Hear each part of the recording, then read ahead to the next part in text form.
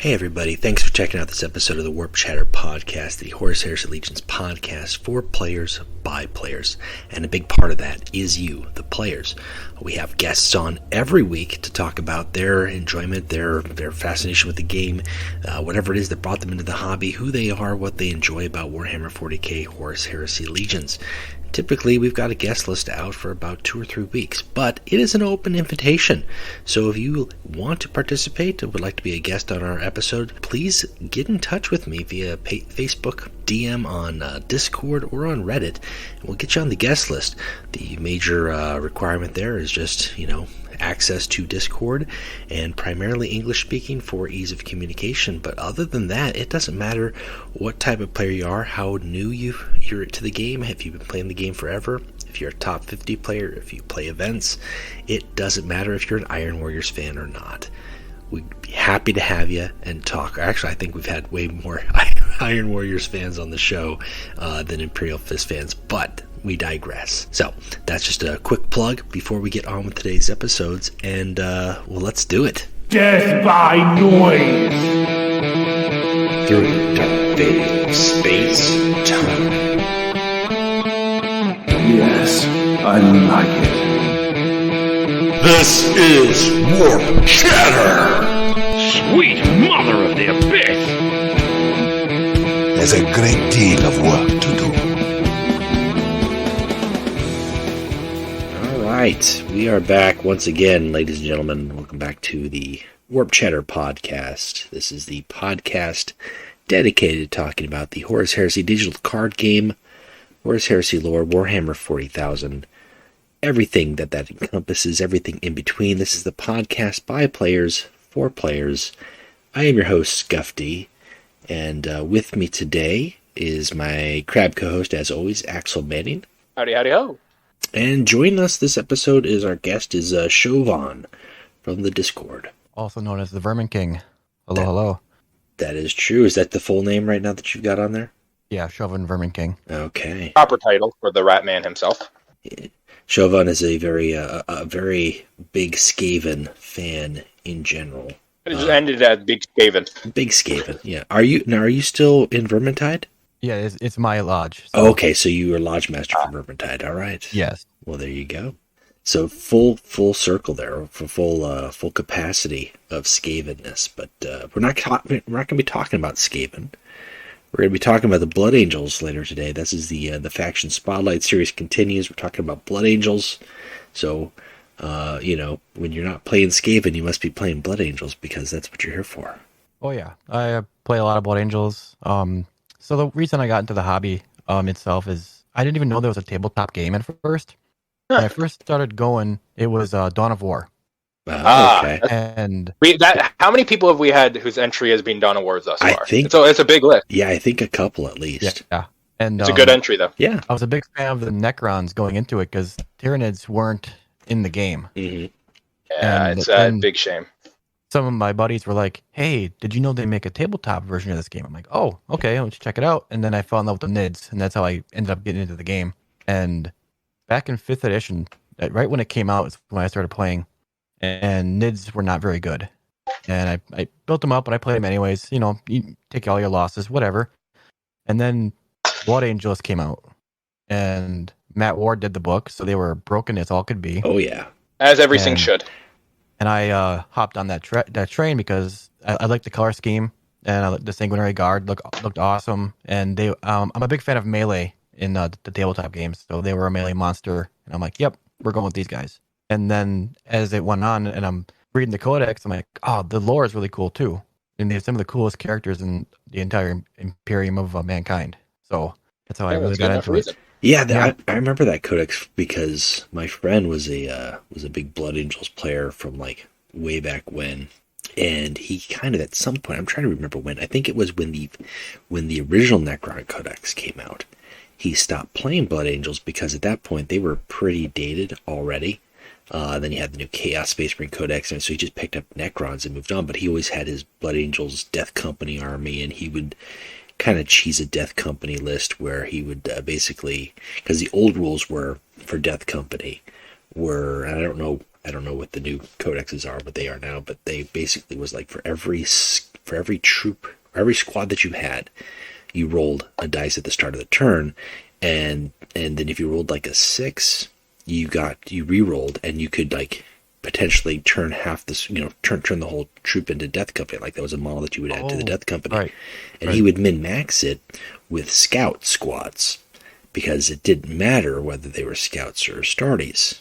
And then just basically like he'd have he'd have like 5-man scout squads, 6 of those, and then I think whatever vehicles he had for support that he would, but like he was that guy that nobody wanted to play the Blood Angels with, and then gradually that whole thing kind of just became old and outdated, and other armies got better, so he moved on to Necrons, which were the new cheese at the time. But when that codex came out, it was like, are you going to play Blood Angels? And it was too cheesy even for him, because I mean, that was like the Librarian Dreadnought, which I thought was a cool ass thing. Like it was like, oh, finally, like a Librarian. Like Blood Angels have flying ones. Well, yeah, they have like some of the best librarians. Like they're noted for being so powerful. But then let's give it to a Dreadnought who can fly and have. I love the flying Dreadnought so much. It was a joke at first because I remember when it was like, oh, because the Tyranids were that thing where it's like, oh, you've got a hive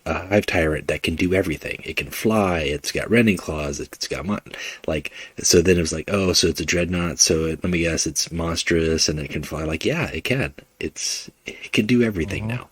But I like the blood claws that the Dreadnoughts could get. And they could just keep on like the Death Company dreads, and they could just like chop, because every 6 that they rolled, they'd get to roll another wound, and you could just go through an entire squad like that. Well, the funny part too was when that codex came out, Necrons were falling behind because they only had a 3rd edition codex, and just by pure numbers, Mephiston was so broken that he could take out a 2,000 point Necron army by himself. Yeah, I believe it. I believe it. They really juiced up the Blood Angels for that codex, and I don't know what they've done with them since, but I remember that specifically because for a while there, like I was like, well, I would pick up whatever codex that they had. I didn't play the armies, but I would write up lists for them in my mind and like, oh man, how cool would it be to do like a Dark Eldar when that codex came out? Oh, that was amazing, and there were so many potential ways to build a Dark Eldar army, and like I just would spend like days like writing up army lists and theme like fluff stuff, and then I look at it and be like, yeah, this is like a $500 list. I'm not going to do this. I'm not going to buy this army, but at least I wrote it down. And then Blood Angels was, you could have an all Dreadnought army. You could have like 10 Dreadnoughts. You could have the Death Company. You could do the Sanguinary Guard. You could do drop pods. You could do, the Ball Predators. There was so much that you could do with it, and it was nice. Even as overpowered as it was refreshing because at the time I was kind of like Space Marines were like, they weren't doing so great, and really you were just playing Ultramarines, which I feel is just kind of a redundant thing anyways. Or you were doing like Tyranids or whatever Xenos thing there was, and then gradually I think the cycle continued because then I think we got Grey Knights after that, and yeah, oh my god, Grey Knights. Yeah, you can take like 12 models and have 2,000 points. Yeah. I remember that. Yeah, with Grey Knights are fun. Yeah, right now Blood Angels are probably the worst Space Marine army you can play. Is that just because of the way the rules are written, or they're outdated? No, they got a 9th edition supplemental codex, but it's just it pales in comparison to the other ones. That's too bad. Yeah, they have like the lowest winning percentage of any Space Marine army right now. That's in the competitive scene. Normally, I think they're still pretty good. They got some. I like their rules, but they're very melee oriented. And right now, Admech is like the king. Yeah. They can just shoot you from a distance and nuke you before you have a chance to do anything. But yeah, the shooting phase, I know that's... I don't know if they've got the Overwatch thing anymore, or like they get a shoot before they charge in hand-to-hand. Is that still a thing? So in the current edition, you have command points that you can use to spend for special things. When a unit charges you, you can spend command points to Overwatch, but only one unit can do it per turn. But it doesn't matter what unit that is. No. Okay. Well, that could... Yeah. Well, I mean, it's got to be the unit that's getting charged. Right. Obviously. So, I mean, you could run right into a big unit that's like got all the good stuff. And you're right. Interesting. For Overwatch, you have to roll 6s to hit. Okay. So that's the drawback. But if you have enough shots, you can do some damage before they Right. get to you. Yeah, or depending on like some armies, like 6 auto wound. Mm-hmm. That's yeah. Well, that's interesting. Yeah, the Blood Angels for the most part, which I thought was always interesting because they are for the most part they follow the Codex, the Codex Astartes, but they have their own supplement book. Whereas like the Dark Angels have got their Raven Wing and the Death Wing, they don't quite adhere to the Codex. Although you could make a Codex Dark Angels. Space Wolves don't adhere to the Codex, so they've got their Space Wolves don't read. They're like, we're just not doing that. Too many words. Not worth it. Yeah, the Black Templars, when they had their book, and now they've got a new book now, like they've never been a Codex army. No, well, it's with them. It's kind of like the Imperium knows that they aren't Right. Codex adherent, but they just like you guys do your own thing as long as you don't get out of control. And usually, the Black Templar are so spread out all the time that it's never an issue of like them amassing and taking things over. You couldn't tell how many there were anyways because they're never in one place. Someone ran their numbers, and assuming, because they've mentioned that they build a fortress on every planet they capture, and assuming they have at least a marine, a fortress, and they've captured hundreds of thousands of planets at this rate, not literally, they have probably 10,000 planets. Their numbers are insane. Yeah, that's just a guy sitting at base. They're full the Legion unofficial strength. number, the unofficial number is supposed to be like 5,000 Black Templar roaming around. Oh yeah, but assuming they've captured as many fortresses as they said they did, that number doesn't make sense. So it's always messy when you try to do math. There's no way to do math in HHL. Not HHL, 40K in general. Yeah. Don't bother. Don't bother. Yeah, both. Not worth your time, guys. No, Don't try. The only way you do it is just add zeros after everything and just, Exactly. estimate. It's all estimates and zeros. But yeah, like the Blood Angels were that kind of like, they, for the most part, were Codex, but they had their own special book. And then, and that was my introduction to them, was through my friend. When I started the hobby, actually before I started the hobby, he ran the shop, the hobby shop, and he had his whole like Blood Angels army painted in the display case, and he was a really good painter. And it was just like a good way to like get people's attention and eye and like ask like, what is this game like? And he, that helped him sell his stuff. So that was the first thing I saw, was like Blood Angels, and I'd hear the stories and I'd see some of the games that he'd play and table people at, and I was like, I don't know, like I don't know if I want to be playing Blood Angels. And I just always assumed that they were this powerhouse, which they are, but I didn't know anything about the, like, Sanguinius, or what the Death Company really was, or the Black Rage, or anything like that, until I really dove into the lore and started reading the Index Astartes, which was, like, the White Dwarf entries at the time. They collected volumes of those, so you would get, like, all the history and lore for each of the original founding legions. And that's when I kind of like got like, oh, like Sanguinius actually sounded pretty dope. But I seen the picture, I knew what happened to him. The classic artwork there between him and Horus and the Emperor standing over his body. So that wasn't like a surprise to me. But then it was like, wow, like you read the stuff, like, man, this was an awesome legion that is slowly devolving over time and trying to maintain its integrity. It's a losing battle, which is right. Kind of interesting. Well, yeah, because like now with the introduction of Primaris, it was said that was supposed to fix the flaw, but then we now have Death Guard Primaris. Oh, okay. Death Company. Death Company. My bad. And another great example is how Lamenters aren't supposed to have it, and they eventually got it too. There's no saving the Blood Angels with that flaw. They'll have it. I mean, that's pretty quick too for Primaris to get the Black Rage, because the Black Rage was, well, it was just one bad battle. Typically supposed to be like, hey, like you've been around for a while, you're a veteran, because like you could go. I mean, Dante's never had it. Captain Tycho, he was like this venerated captain for like 100 years. He was set to succeed Dante, and then he ended up succumbing to the Black Rage on Armageddon. So I mean, you can go for a long time. It's not like, hey, you're a raw recruit, you got the Black Rage, gosh darn it. But then you've got like the some chapters who are just like, they kind of I don't want to say not necessarily the flesh tears, but there's one more that's kind of like the flesh tears that they really lean into it. They're like, no, you're gonna fight better if you're under the rage. Right. They push it.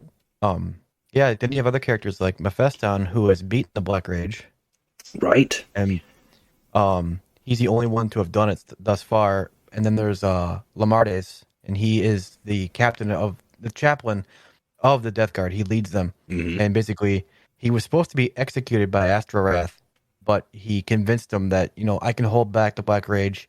Let me fight and let me lead these people into battle. Oh, so Lamardes is actually under the Black Rage?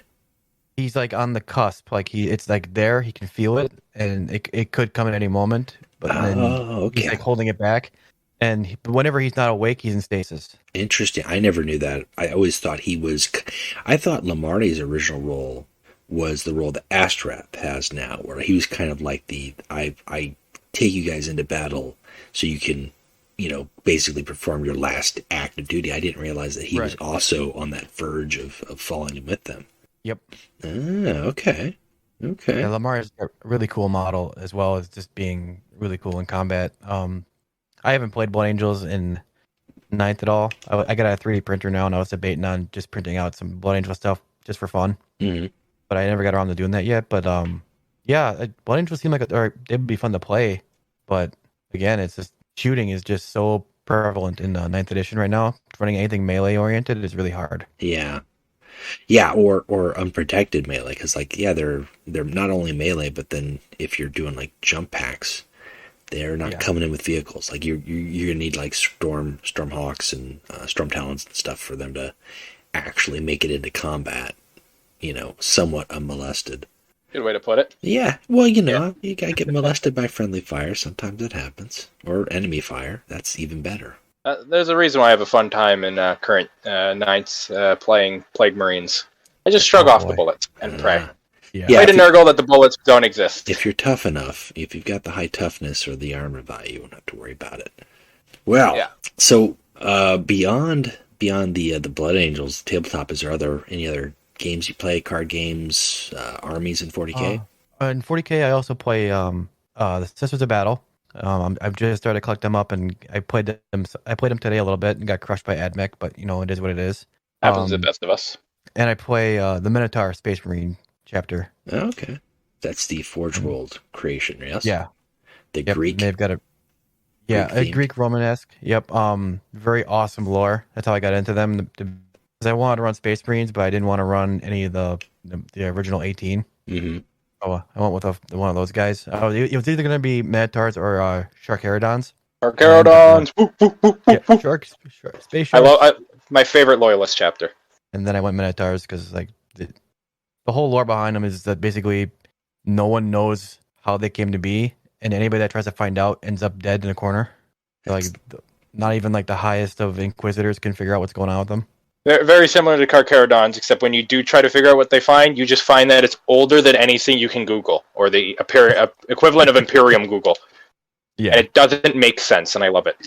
Hey, that's good background for most questionable things. Like, try to find the secrets about the Dark Angels. What happened to that Inquisitor? No one knows.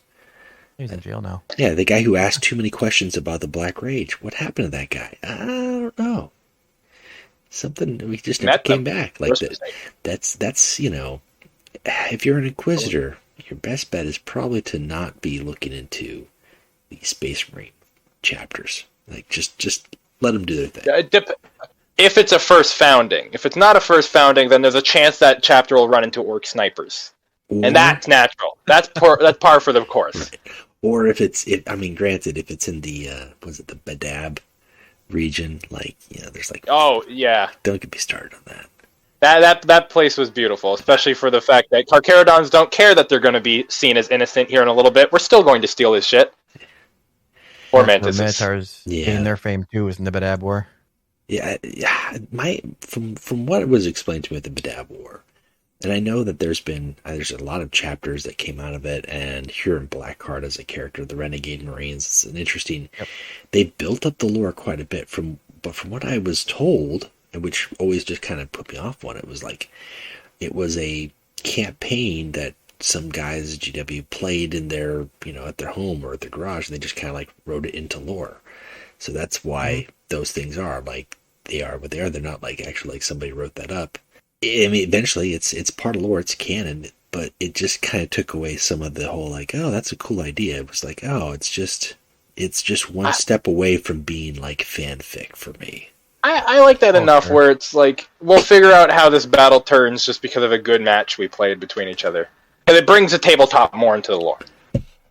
They used to do that a lot more often when they did campaigns. I know they've done some here recently, but that was a big thing. Like when they would do my first summer playing, they did the Eye of Terror campaign, the original Eye of Terror campaign before it got retconned, and that was a huge community-wide like player run event. The webpage isn't up anymore, and it was a webpage run. You would report your games. You didn't have to play at a store. You got more points if you did.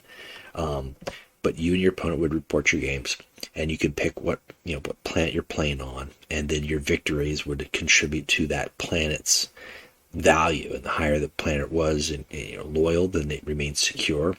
And then the more it didn't, it would dip to unsecure. And then if there was enough planets that were unsecure within a system, the system would become unsecure.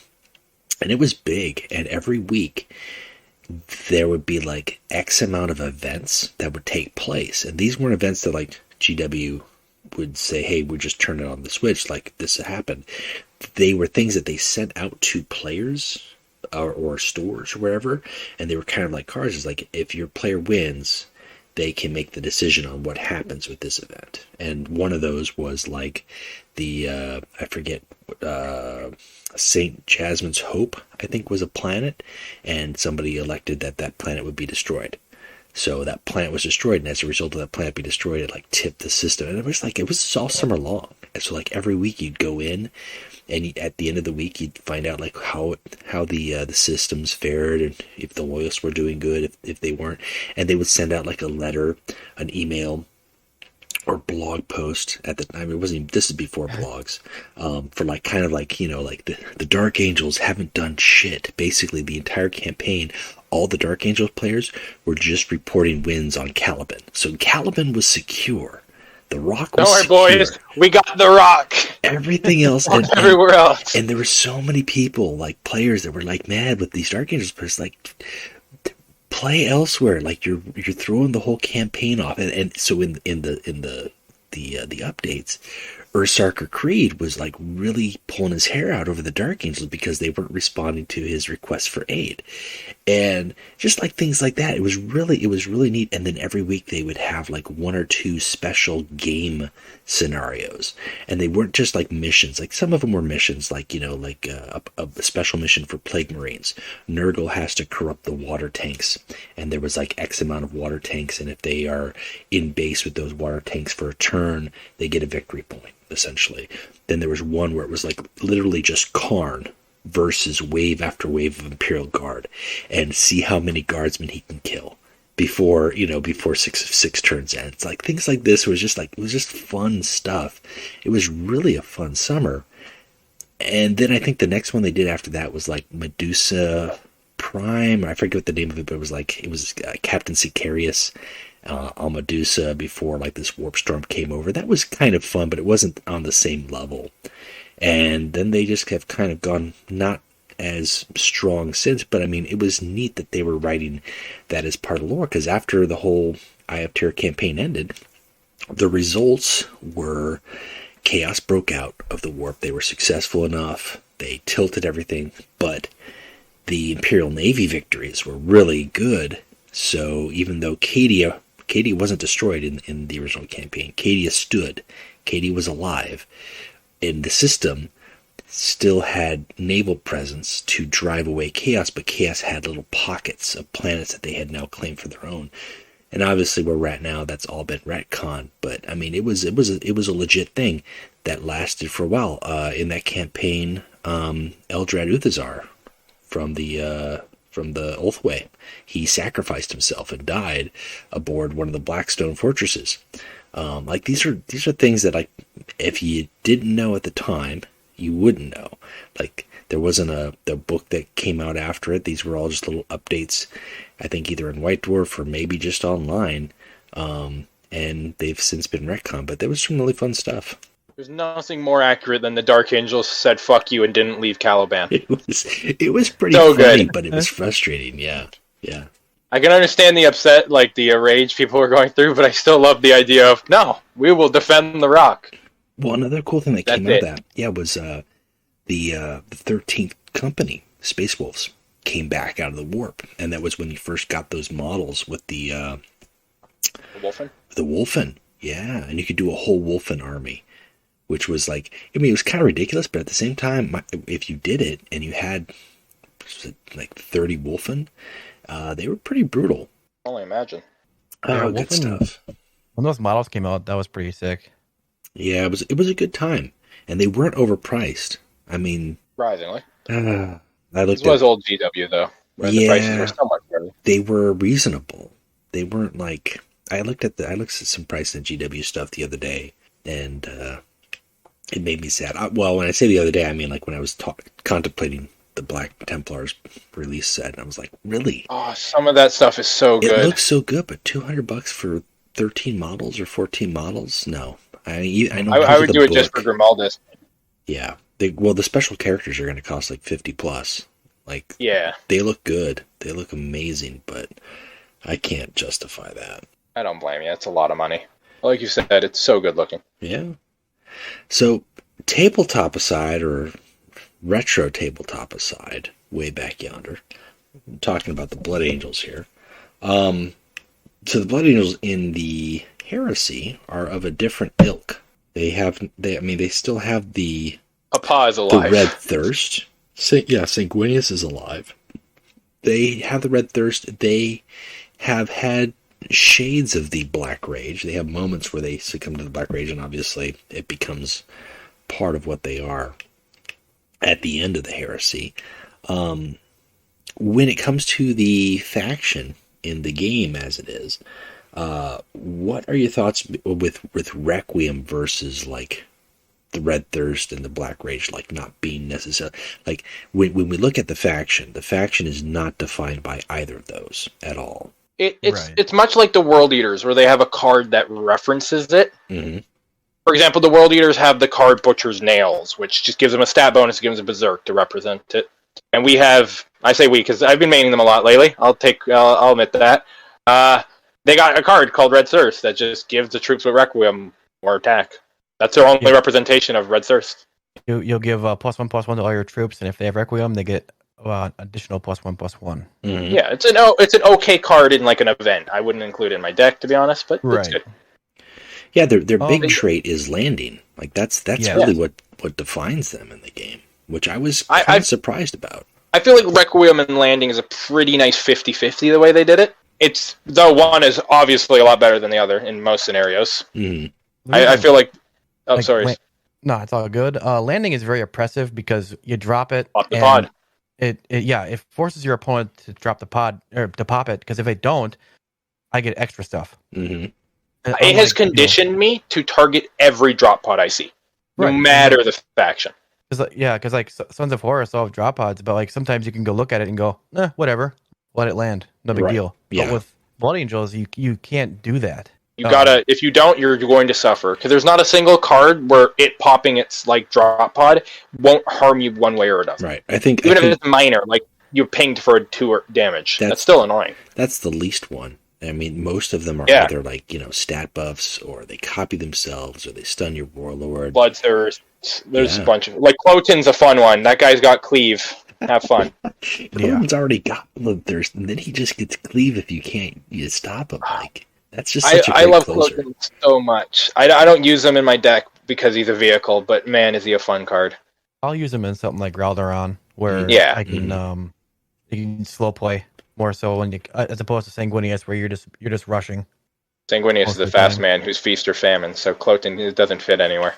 Yeah, because when I use him in Raldoron for a little bit, and what I would do is I would only have Cloten and maybe one other vehicle, and then I can just use the supply lines. Yep, to get him earlier, because I think if it drops early, it's a problem. Oh yeah, especially if you got Hermia and they got an empty board. Yeah. It's gonna put in some work. Yep. I mean, Plus, it's hard removal. You got one of the best removal cards in the game in Spear of Telesto. Blood Angel's got a lot going for him. Yeah, Blood Angels I think are one of the more balanced factions right now. They weren't always that way. When they first came out, they were bad. I wouldn't even say they were bad. We just didn't wait long enough to see because it was like a week. I know we checked this for one of the episodes. I forget if it was a week or 2 weeks before they were buffed across the board. Yeah, It was. They were overtuned a little bit, but as things started to come out more and more, they've fallen behind Power the creep. Yeah, power creep has made it so they're no longer overtuned, but in comparison to the old boys, they are overtuned. They make the Custodes sad. Yeah. Or Custodes. Yeah, they do. Yeah. I think, I mean, when it comes to their release, I think the thing that they lacked was the big things that I think made the difference, because they had quite a few different cards that were updated in various ways, shapes, and forms. But the biggest things that made the difference were, number one, Hermia drawing a card, because it didn't have draw a card before. So Hermia drawing a card, and then the troop that comes in the Descent of Angels gain an additional health on basic, like just having a 2 health instead of a 1 health. Was you Host of Angels? Yeah, Host of Angels, yeah. Okay, yeah. Those guys having that extra health. And then I would probably also say, I feel like there's like one more in there where it was kind of like, yeah, this card like just nudged from what it did before to now it's really overtuned, or not really overtuned, but just kind of like, okay, this can put in work now. And that's probably I know a card.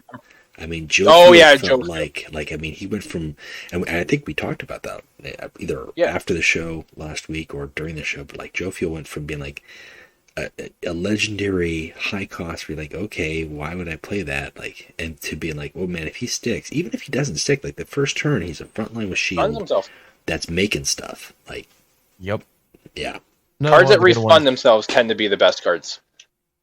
Did a Prophecy Reveal always draw you a card? Yes. When you killed things with it? Yeah, yeah. That was consistent. Yeah, that one didn't change. Ralderon, got his create a card ability. And I think he got his ability lowered by 1, if I remember correctly.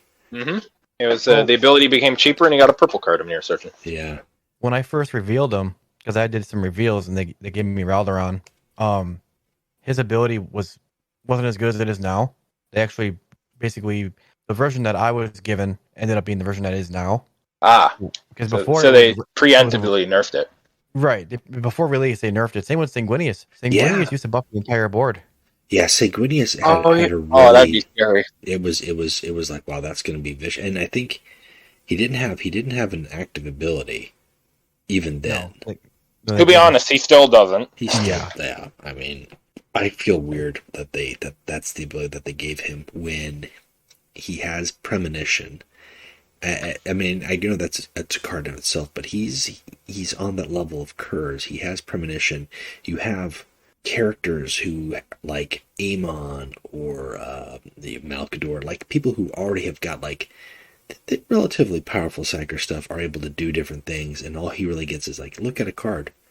Like, I mean, that's hand knowledge is always useful, but it's really minimal when it's an ability for a warlord that wants to be attacking, so he's not going to be making use of that very often. Right. Someone suggested something pretty good to me. It was same as Malkador's spread, but if they picked a card, you heal 2. I would find that, or precognition. Like, he gains precognition if they play it, or heal 2. Like, I'd be fine with that. Yeah, because currently that's a wasted ability, because it's not a spread. It'll just pick a random card, which might mean I'm grabbing your Reckoning. Right. Cool. Yeah. Or I'm grabbing the same card 3 turns. It's not even a copy. Like. Right. Yeah. And it costs. The fact it costs is also like a spit in the face. Yeah. Yes. The only way it would be fine is if Sanguinius had Berserk. So there's moments where you didn't want to hit them in the head. Right. Luckily, he doesn't have that, so his ability doesn't need to exist. Someone said something to me once when I complained about his ability, where he said, oh, your drink is the wrong flavor with your meal and you're upset. To which it's like, it's an identity of an ability to be like existent for a character. There's no reason to ever use his ability. Yeah, I Sad. mean, there are very few. I'm trying to think. There might be like one or two other characters where warlords that you don't use their ability hardly ever. Like you're either mainly playing them for their passive or for the faction because they've got the higher health pool or whatever it is. But, Right. Sanguinius is at the top of that. I think. I don't know.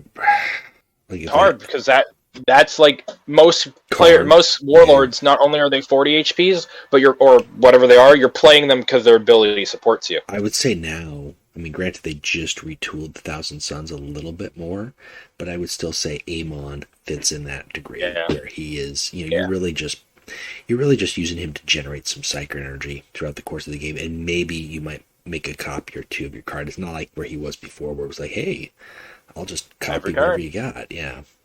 Yep. The Thousand Suns are in a lot better place now. They're still not great, but they can work now. Yeah, I have fun playing them again. I mean, I wasn't like not having fun playing them after the changes. I found it a challenge to try to play and have fun with them and do something a little different. But I think these last few tweaks really kind of put them in a better place where that was more possible than it was before, which is nice. Oh, 100%, yeah. It's like night or day if you compare the original to what we have now, because just like drawing a card and reducing the cost of City Light was enough. Yeah. For Flash games, drawing a card. Yeah. Now, not only are they getting Psycho Energy, they're not losing anything, really. Well, it's one of those changes where you look at it, and I mean, granted, we are like a year and a half after they came out, and this, as they are now, I really feel that if this was how they had launched, people would be happy. There would have been a lot. I mean, there's still going to be people who wouldn't get the whole idea of psychic energy. The second energy pool still could be problematic, but I mean, it would just feel better. It would feel on par with Custodians, with everything at the time, and at the same time, give them an identity that wasn't like, well, I guess you're playing with Magnus and Aramon. Well, nobody was playing with Aramon tonight. They were just playing with Magnus and neutrals. Like that's all you were doing, like in tactics, And now you're like, hey, yeah, I don't have a majority. I mean, I've got tactics and stuff in there, but my troops are primarily Thousand Suns, as it should be. The Thousand Suns were one of the least healthy factions in the game for the longest time. Yeah. They didn't even need to be broken, but when the faction itself was unplayable, but very, very good, using none of their own cards, there's an issue. Yeah. Yeah. They don't need to dominate meta to look at them and be like, this is a problem. Which, I mean, at least the devs figured that out, even if they handled it poorly the first time around. Yeah. Well, there hasn't been a whole lot of that with the Blood Angels, right? I mean, like, as much as they got buffed, but even with their buff, like, there's been consistent. Ralderon has performed probably, I think, the best out of the three. Sanguinius has followed him, and then Azg, your favorite, and Maros have almost never been seen. No. Where you can forget they exist. Maros plays interesting. I think if you want to play a long game, he's actually a really good one to do because people get thrown off and he can survive much longer. And he removes stun and poison, which some people forget sometimes. But I like Azkalon's ability. I don't like his character. I don't like his emotes at all. But I like if you really want to make a landing stick, or better yet, a last stand landing, and you've got a drop pod, he's behind front lines, then they can really just get crazy. And he's perfect for supporting that build. Like, that can only go so far, but I like that. I would have liked to have played Amit as well, because he was a Reckoning warlord who did damage, and there's potential there to be just as nasty in a different way. And maybe, who knows, maybe when we get those fifth warlords, maybe the Blood Angels will be up for that, and we'll see Amit. Maybe. Probably will. It's not like they'll put, what's his name, Astra? I'm pretty sure you just give himself survivor cycles between damage and survivor. No, although that was a cool, the Arcus Crone or whoever that guy was. Yeah. Yeah. It's not like they're going to put those two against each other, so we're just going to get a Met. No. The guy we lost originally. Now, was Amit on Terra during the siege? We both know they don't follow those rules, so who knows? I'm near certain he wasn't. Because remember, they put her in events on Terra, even though she died years beforehand. So I feel like EG at this point has forgotten about who was there, who was alive. Well, no, I'm just thinking if they did like a release, like if they, and this is just me thinking, like if they did Fifth Warlords, but then they did it backwards, and they did it basically with the legions that are on Terra, which you basically have got all the traitor legions, aside from Night Lords weren't really there. Thousand Sons did show up. Everybody else is kind of there in some degree and capacity, but then loyalist-wise, you've got obviously the Blood Angels, White Scars, and Imperial Fist. So, just thinking of when they do Fifth Warlords and we're not getting new factions, I don't know how they're going to do that. Like, I don't know if it's just going to be a grab bag. Because, most expansions have been 3 weeks of rolling out one faction after the other. And you get a faction crate and a faction crate and a faction crate, and then you get the expansion crate.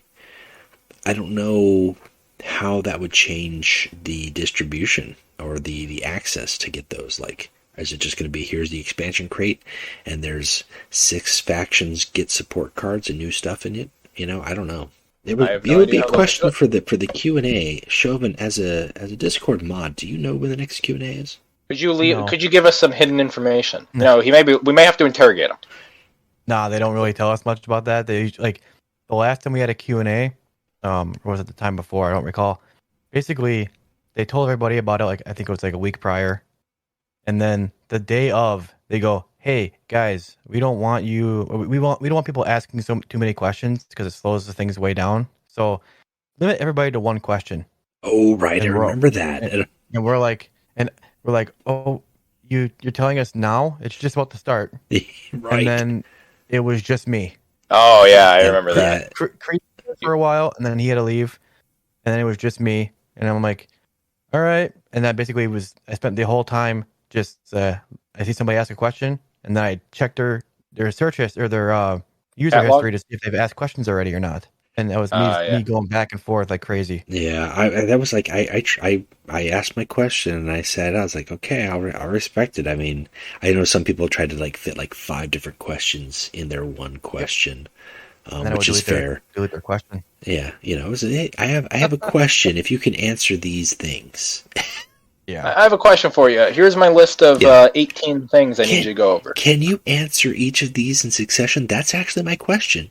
That's my question, was can you answer them? I just wanted to see you do it. But the only part where that's fine is if you ask your question, then if so, then blank. Right. Not sure. Not 1, 2, 3. Because people would do that. They'd write their questions out 1, 2, 3, or A, B, C. It's like, no, they're not even related, those questions. You can't do that. I mean, the thing with the Q&As, I like them when they're good.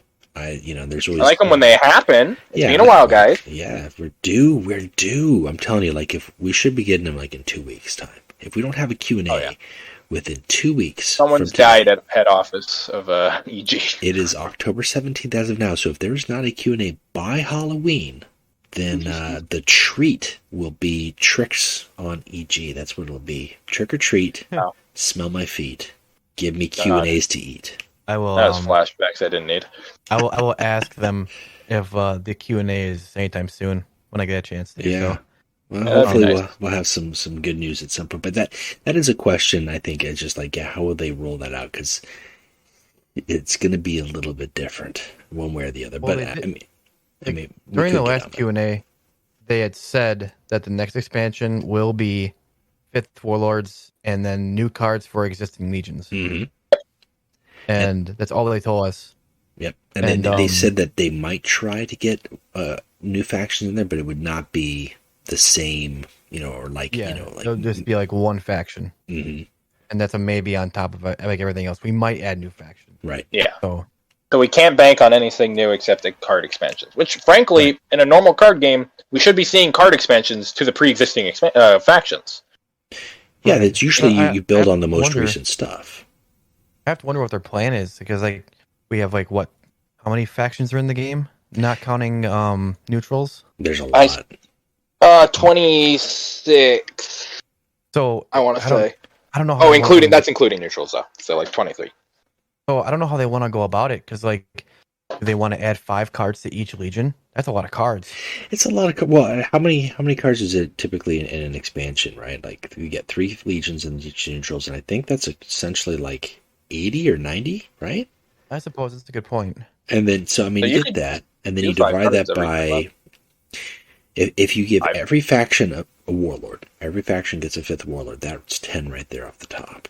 And then from there, you just go like, do you do 2 new cards? I feel like if they were just to spread out like we're doing everything, every faction gets a card. I think that's a bad approach, personally. Right. I feel like every faction should get a warlord and then 4 cards just as a burst. I would say 6, but that's being greedy. Like I think we got to give them a number. I think 4 is fair, and as long as the 4 cards that they get, I want 6 as well. Trust me. Yeah, as long as the 4 that they get are supporting either the new warlord or a feature of the faction that hasn't been dived into enough. Like I would rather see that than just like another fast speeder or another stun troop, Sure. Like for the Alpha Legion, something like that. Like give us something extra. Give us the warlord that that we kind of expect, whether that is Fafnir Ran, whether that's Amit, whether that is I'm trying to think of who else we've got out there for like. There's a lot for like Sons of Horus and for Emperor's Children, obviously. Some factions have none, which is funny to think about. That's true. Like Alpha Legion doesn't have anything. They have the tank. I'm still saying Legion tank starts as a Legionnaire, and that's all. That's all I'm going to say. Having tanks as warlords would be cool too. Like, and that could be a faction. They could do a faction like that. Why not? Like a Talon or the Armored Company or something. I don't know, but yeah, like warlords is the easy part because they're already in the game. Right. There are some that aren't though. Right. Salamander's got nothing. Oh, that's true. Because one of them went. They went to the. And yeah, Mhm. They went to the orphans. Yeah. And technically, Alpha Legion has nothing. Yeah. I mean, so that, but you give them time to expand on it. They could expand on it. It wouldn't be terribly hard for them to do. They could, whether they create a dreadnought or a vehicle or whatever, they can make it work. But the most important thing they need to do is take Samus out back and replace him with Red Angel. Yeah. That's all I'm going to say. They gotta get us stuff first, and then we gotta get to that point. Speaking of Red Angel, let's bring this back. That's the title of Angron, which is ironic. Well, yeah, and it's interesting because initially they thought it was going to be, Sanguinius, like there was that prophecy there, and Lorgar was tempted to try to sway Sanguinius, and then he paired up with Lorgar and realized that it was Lorgar. But Erebus was determined to make it Sanguinius, and they had the whole Ruinstorm fiasco, and Miros became the Red Angel. When I read that book, and that was written by James Swallow, that was Fear to Tread. That wasn't bad. That was not a bad book. It finally, there was the first, there was a couple books that had a Blood Angels guest appearance essentially, but that was the first major Blood Angels book, and I thought they did it really well. They gave Sanguinius some good screen time. They gave the faction some good screen time. You saw hints of what could come. The ending was kind of, okay, I don't know. I don't necessarily buy that Sanguinius was just so eager right off the gate to give himself to chaos, but okay, let's see where this goes. Love the Suns. Yeah, really, too much apparently. Too much. That kind of ends up becoming a constant thing with him. There's several other stories where it's really, Sanguinius, you just want to die, or you just want to give yourself to chaos. You're too swayed. When he fought his first fight against Banda, Banda with one swipe killed 500 Blood Angels. Yes, it just knocked him unconscious. Yeah, it fucked him up. Yeah, it was enough mental trauma to just knock Sanguinius out for a bit, which was I find funny. I always laugh at that. That's a classic duel too, because then when they had their second match, and that was much later down the road. That's the opposite end of things, and Sanguinius kind of gets his comeuppance, but yeah, it was interesting because it was kind of you see. There are instances in the books where you've got Primarchs linked to their faction, like Ferrus Manus dies, the Iron Hands can feel it, or whatever. But the connection with Sanguinius and his faction, that's it's integral. He's a really potent psyker. They've got amazing librarians. They're kind of one of the few factions that promotes the librarian with the librarian with Magnus. So then Sanguinius is empathetic to their deaths, and then when he dies, it resonates with them to such a degree that it literally like becomes embedded within the gene seed. Well, like right now, not now, but like not that long ago, they've come out with quite a few books for the Blood Angels in 40k setting, and it's come to find that Sanguinius is still alive in spirit. Oh yes. And Mephiston has part of Sanguinius within him. Like, are we talking like a shard situation? Yes. Yep. And the Sanguinor has the other part, another shard. Yeah, Sanguinor, which is all but confirmed to be. I forget. Is it Ask? I don't remember. I'd have to look it up again. But it's a 30k character who got chucked into a portal, essentially. It's not Ascalon, because Ascalon is alive when that happens. That happens in Runestorm, and the Sanguinor is he makes appearances in a couple parts, and like only Sanguinius knows who he is. Well, it's because time portal bullshit. Like he's hopping between time. It's like the he shows like the up. Imperial Guard Regiment. He shows up at some point in that book at Runestorm to like basically save Sanguinius and then get chucked into the portal to go back to 40k or whatever. It's because he's from 30k, but he hopped through time. It's like the Imperial Guard Regiment that fucked up in the warp, went back in time, and ended up calling for their selves in the future. Time doesn't make sense in the warp. We can't think about it too hard. It's a classic 40k. If you want to talk about somebody that wants to die, it's Dante. Yeah. Oh yeah, Dante is like what is he 500 or 600 at this point? I think he's like 3,000, isn't he? He's really? the oldest living space marine in I forgot how old he was. I just know he's weird. Like pretty much in like 40k, Guilliman said, "Hey, I'm putting you second in command." Yeah, makes sense. You've been around long enough.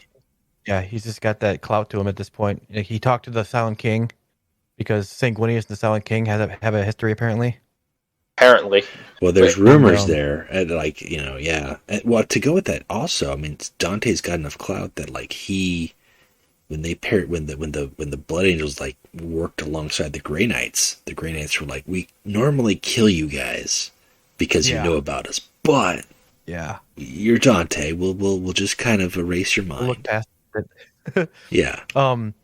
Because Dante, the reason he refuses to give up and die because of his age and all that stuff is because he had a vision that one day he'll save somebody in golden armor. He'll be at like the forefront to defend the person in the golden armor. He assumes that's the Emperor, and then in a book later on, he sees Sanguinius in a vision, and he asks Sanguinius, "Can I please die? Can you please let me go to my death?" Kill me. Nope, you can't. You got things to do yet. Yep, your time has not come yet, my son.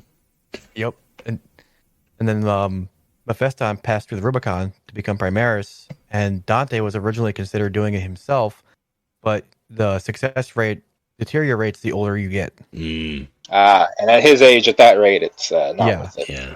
And Mephiston saw Sanguinius in a vision as well, but when he was just talking about like the shard within him and all this other stuff, and he said, "You're Sanguinius," and he goes, "No, I'm not Sanguinius. Sanguinius is dead."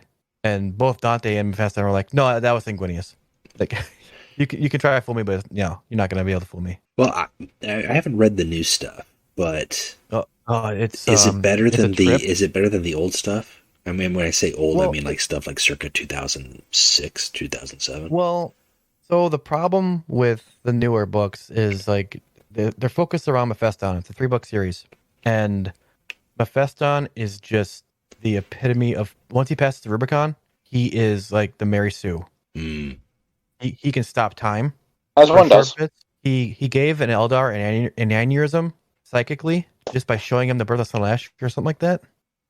And meanwhile, this Eldar was flying a ship. And while he was flying the ship, Mephiston just reached out to him, showed him this vision, and it gave him an aneurysm and killed him. Like, his level of power right now is at, like, almost Primarch level. If not he's the Star Killer of 40k. For those Star Wars nerds who know what I'm talking about. Yeah. So that's great. I'm happy they did that. I mean, it's just that like they really push hard that Mephiston is on another level than like anybody else. Like in terms of psychic power, he's probably the strongest psyker in the Imperium. Who's not currently sitting in a giant life support system. Right. Yeah, I'm not surprised they went that route, but it's still kind of weird to me. Yeah. I kind of don't. I mean, because I know it was a Devastation of Baal, right? Was their rebirth in Yeah. canon essentially? They so yeah, the High Fleet Leviathan, it's I can think it's like largest tentacle was going towards Ball. And it was weird. So as like a Nid fan too, it was also weird because you think of the Tyranids as this mindless fleet of just eat, move on, eat, move on. And the Blood Angels bested them with the help of Gilliman, of course. And the Tyranids actually, they went back after the loss. They actually felt hatred for the Blood Angels, like legit hatred. So now they have an actual vendetta against the Blood Angels.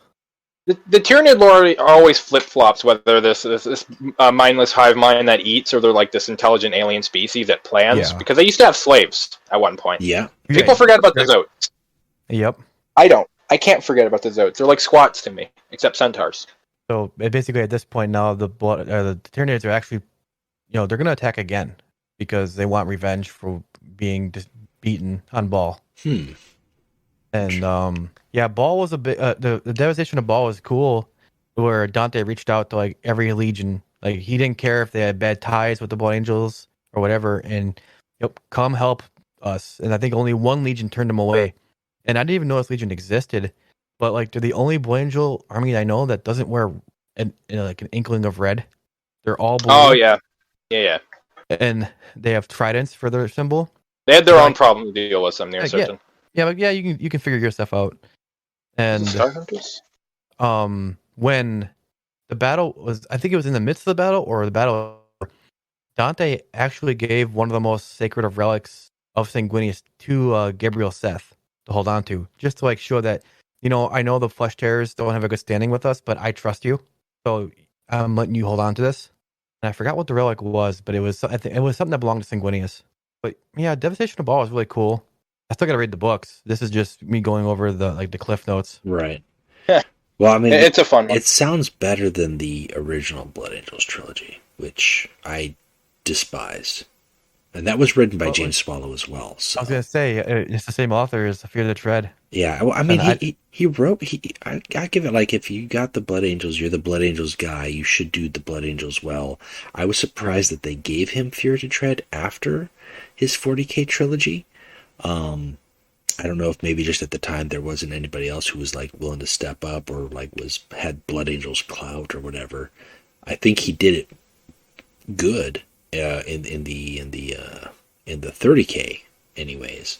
I heard the 40K books for him. I didn't read the omnibus for the Blood Angels, but I heard it was a very dry novel. It was not just dry. The first two were Deus Saint Carmine and Deus Sanguine, I believe, or something. It was vice versa, and then the third book. And the first two books literally like this Space Marine sprouts wings.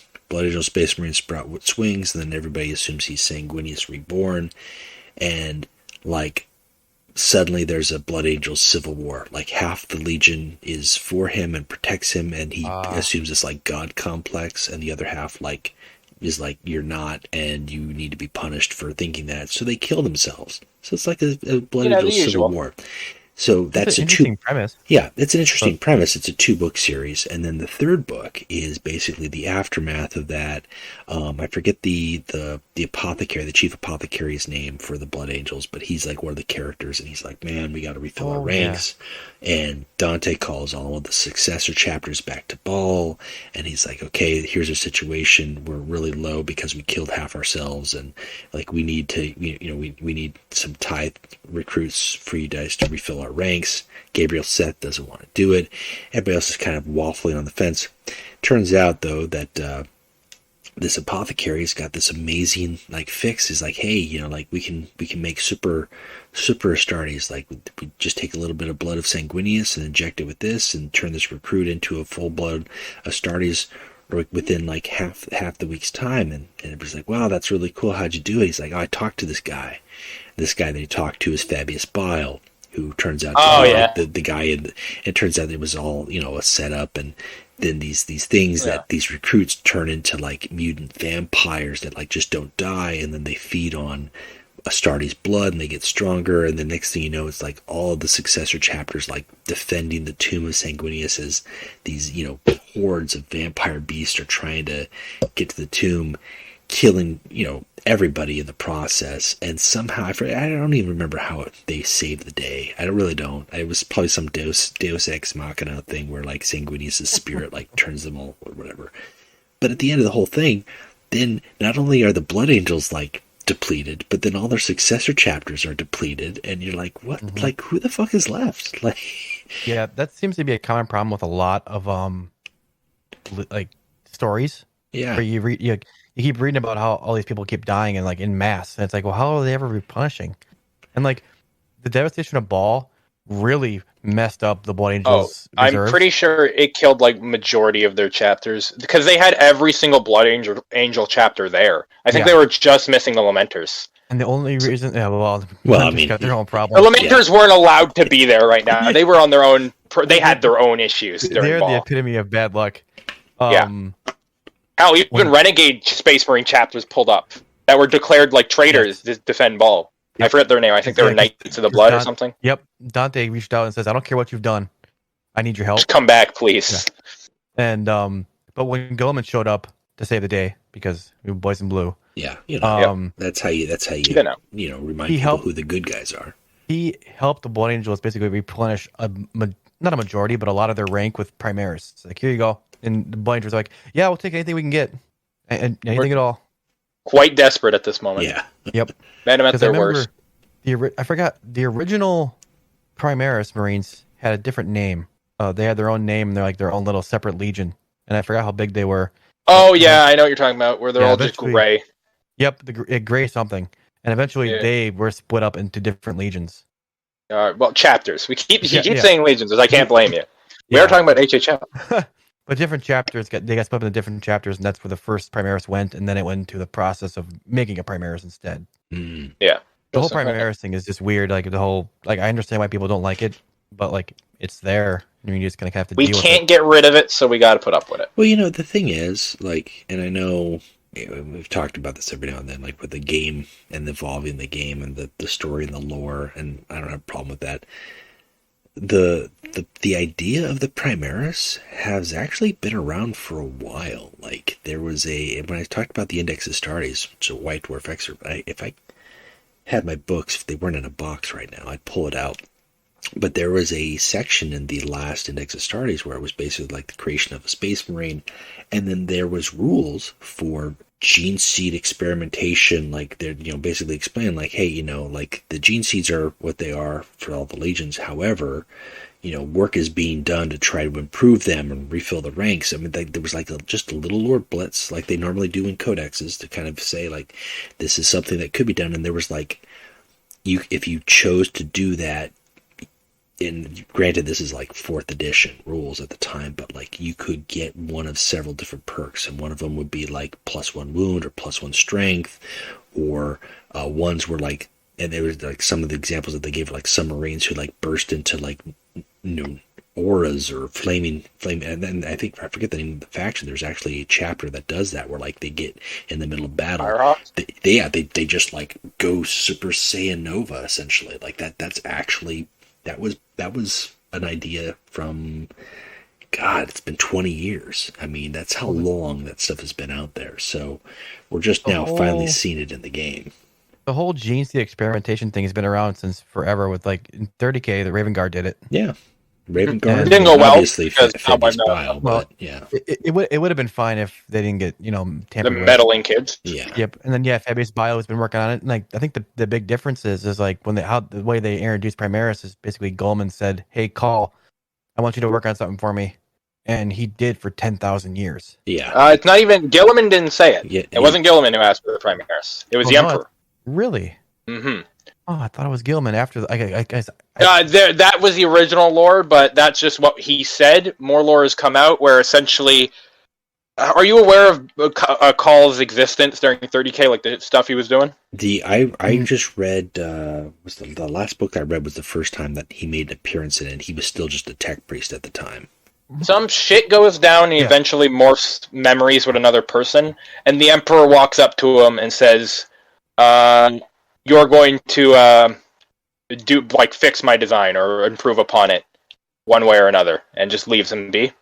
I'm of course saying this completely wrong, but essentially the Emperor said, make it better, and then fucked off. Yeah, the way I remember hearing about it was that after the Horus Heresy ended and the Emperor was already on his throne, Gilliman was the one that said, "Hey, we need to do it better." And then Call was told before the heresy even began. Okay, because By the Emperor, yeah. Because they may have been that Gilliman just said it again, but the Yeah. reason that we never saw Primaris is because Gilliman wasn't there. So when Gilliman came back, Call was like, "Hey, you know that thing you told me to do? Yeah, I did it. Here you go." Well, okay. The thing Gilliman told him was, "I need this. I need my sword." No. He said, "I need my armor to be life support, and I need the sword preserved." That was the two things Gilliman told him. The third thing he did was the Primaris by the Emperor. Okay. I'm checking the book excerpts now just to see what it was. I want to find out when he talks to the Emperor. Yeah, the story with Call is in the books. It's just awesome. Everything with Call is really cool to read about. Call has slowly turned himself into Mary Sue, but I still love him.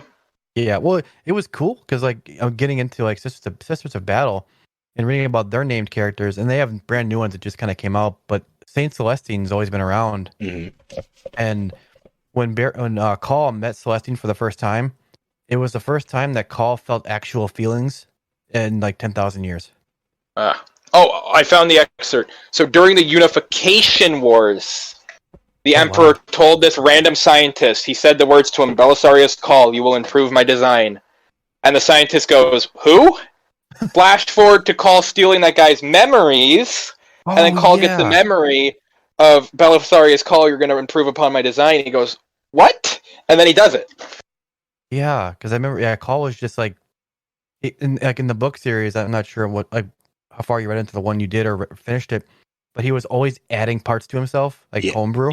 Yeah, he was basically home experimenting. In his CPU. There's a card in game where he's working on his brain implants. Yeah. Oh, okay, that's cool. Yeah, it's a Mechanicum card. I think it's a 2 energy or something. You can see him working on a brain implant on the table.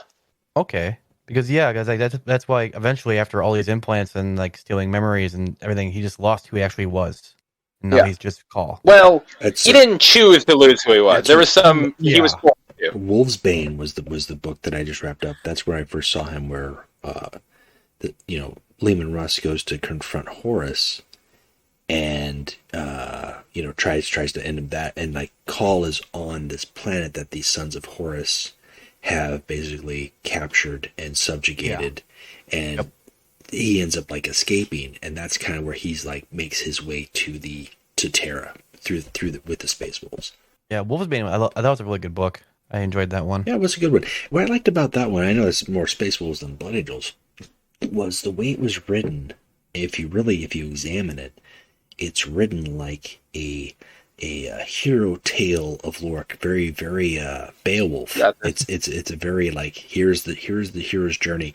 First off, he must get his weapon, and the weapon outlays. Of course, you need a weapon to slay the beast, and then to go upon the beast, then you must go on this journey to find out more about the beast and your past. So he journeys into the weird and to the underverse, and it takes on that tone of this is the journey that you must take as a hero, and the hero has to go through these certain trials, and then the hero finally confronts the monster, and that's when you have the hunt. And so even though there's the overall story is Warhammer 30K, and it's Lehman Russ versus Horus at the big final confrontation, parts of that book, elements of that all line up to that art of storytelling, where that's basically it. It's not just it's Space Wolf themed, so that way it has to be Viking or Norse mythology built in that. It's just written as part of the standard, I want to say not necessarily trope, but standard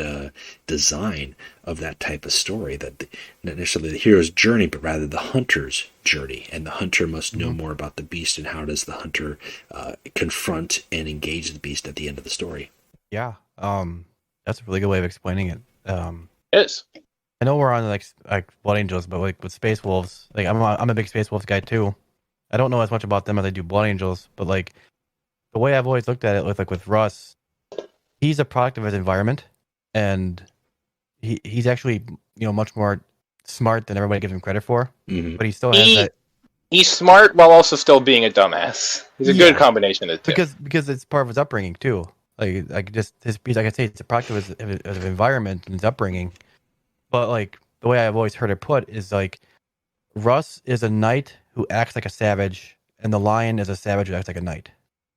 Yeah. Yeah, Yeah, I've heard that analogy. I think they kind of make that point in Wolfsbane too, where basically at some point he has to be his true self.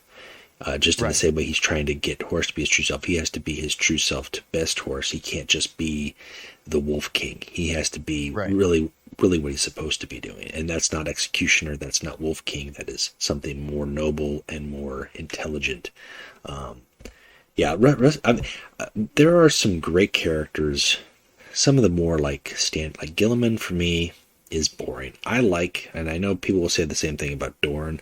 Personally, I like Dorn for the same reason I like Optimus Prime and Sturm Brightblade and Hal Jordan. Like, for me, those type of characters resonate for just the purity of will and focus, and like that's good enough for me. But then you've got characters like Lehman Russ, Mortarion, Kurz, that are really interesting or Lorgar is another example of characters who are interesting because of their motivations and what they've gone through.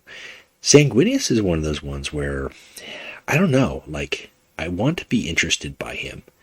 His Legion is interesting, but his path, and maybe that's just what has been written, like, it just seems like he's very, I don't know, like he seems very flat to me. And he's had moments where, he's debated the prophecy or his path, like, but nothing has ever really jumped out to me. But like, wow, he's got something going beyond caring about his Legion and beyond worrying about his impending death. Like, that's all the stories seem to drive out to me. I feel like that's just a missed opportunity. Yeah. But I also think too with Sanguinius is just that since his path has already been laid out for him, and like he knows it, there's not a whole lot. Like, he's always been the golden boy. Mm-hmm. He's like next to Horus. He was like the next in line for War Master, pretty much.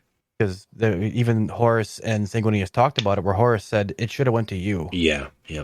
And they've always been really good friends up into it. But like, other than hiding the Red Thirst, he's never really had to deal with anything. Everything's been like he's had the perfect upbringing.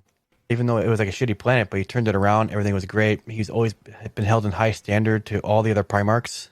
And he just I don't think he's ever had to really deal with any kind of real strife or hardship until, Runestorm. Right. I would say growing up, he had some hardship. He didn't have too much of a good time on a planet of hell. No, but I mean, like, once he reformed that planet, I mean, after that, then it was just him going out and doing his thing. Yeah. Oh yeah, definitely.